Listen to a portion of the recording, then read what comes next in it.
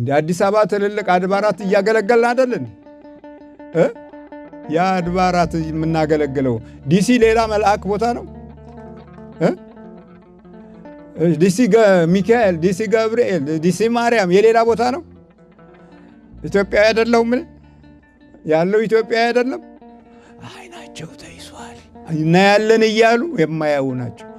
በችግራችሁ ውስጥ መካፈልን ያቃታቸው ሁሉ በእውነት አገልግሎቱ እስከምን ድረስ ነው የምንለውን ነገር ስንፈልግ ጉዳታችን እስኪኖር ድረስ ነው። ጉዳታችን እስኪያጠቃን ድረስ ነው። ያፍራሉ፣ ይሸማቀቃሉ። በእናንተ ችግር እነሱ እዛ ይሸማቀቃሉ። ምንድነው የሚያሸማቅቃቸው ብለ አለ ነገር አለ ሚስጥር አለ፣ የተዋሃዳቸው አለ፣ የያዙት አለ። ለምን ይፈራሉ? ችግር አለ። አንዳንዶቹ እኮ ጠጋ ይሉና ኧረ እኔም እኮ ጤነኛ አይደለሁም እንደ ህዝቡ ባልጮህም ለብቻዬ ጮኻለሁ ይሉኛል እኮ። ታዲያ እናንተ በትክክለኛው አቅጣጫ መውጣት ካቃታችሁ በህይወታችሁም በእምነታችሁም የምታፍሩ ከሆነ ጸጋ ሞገስ እያላችሁ የምትሰብኩትና የምትናገሩት የቱ ጋ ነው ተግባሩ? የለም። ለበረከት ሁን እኮ የሚለው ለብዙዎች መዳን ምክንያት ሁን ማለት ነው። ክርስቶስ ለብዙ አይደል የተሰቀለው? ታዲያ የኛ አባት የቱ ጋ ነው የተሰቀለው? ብር አዋጡ ብቻ ነው እንዴ? አምጡ ነው እንዴ? ገንዘብ ብቻ ነው እንዴ? ታዲያ ስቅለታችን ብር ላይ ነው? እሱ እኮ ለብዙ ነው የተሰቀለው።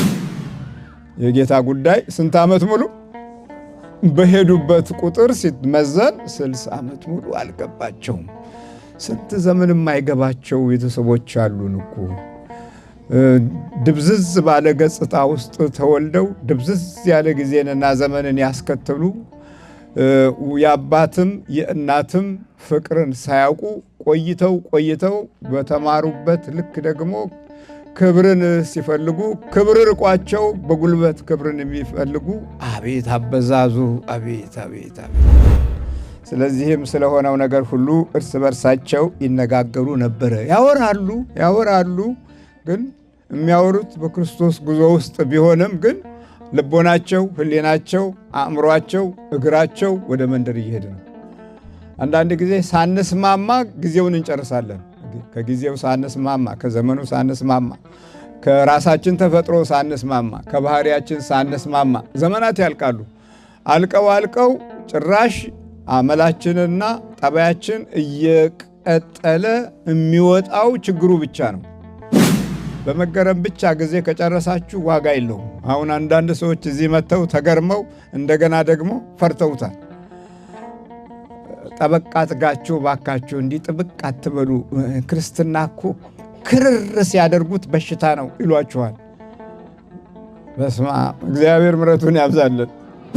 ከእነርሱም ጋር ሲሄድ ምንም አላወቁትም ነበረ፣ ነገር ግን እንዳያውቁት ዓይናቸው ተይዞ ነበር ነው የሚለው። የተጓዝን ክርስትናችንን ይዘነዋል። አልባሳቱ አለን፣ ማስቀደሻው አለን። መቀደሻው ግን የለንም። አይገርም? መቀደሻው ልብ የለንም፣ ውሳኔ የለንም፣ አቋም የለንም። ነገ ተነገ ወዲያ እያል ብዙ እናቶች ጎርጎሮስ ኧረ በአንደው የኚህ ሰው የድራሻቸውን ያጥፋልኝ እያሉ ጠቋር ስለተነካ ቀስ መሰስ እያሉ ይሄዱ ነበር። ጉባኤ መጥተው ሊድሩ መጥተው ጠቋር ሰይጣን ነው ስል የእናት አባቴ አምላክ ሰይጣን ነው፣ ኧረ ድራሽን ያጥፈው አንተ ነው እያሉ ሹልክ እያሉ ሲሄዱ ብዙዎችን አቅ ነበር። ቆይተው ሲመጡ ለካ ሰይጣን ነው መስሎን ነበር። አያችሁ፣ ቀኑ መሽቷል። እስቲ የመሸባችሁ ነገር ፈልጉ።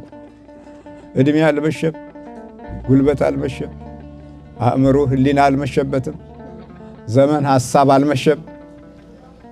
እስቲ መሸኩ ለእኔ መሸብኝ የምትሉት ሞልቷል። ፍቅር አልመሸበትም። ወደ ጨለማው አይደለም የሚሄደው፣ ሁሌ የሚሮጠው ወደ ክፉ አይደለም። ለምን? ክርስቲያኖች ይህን እንዲቀበሉ ነው እንደ ክርስቲያን የሆኑት።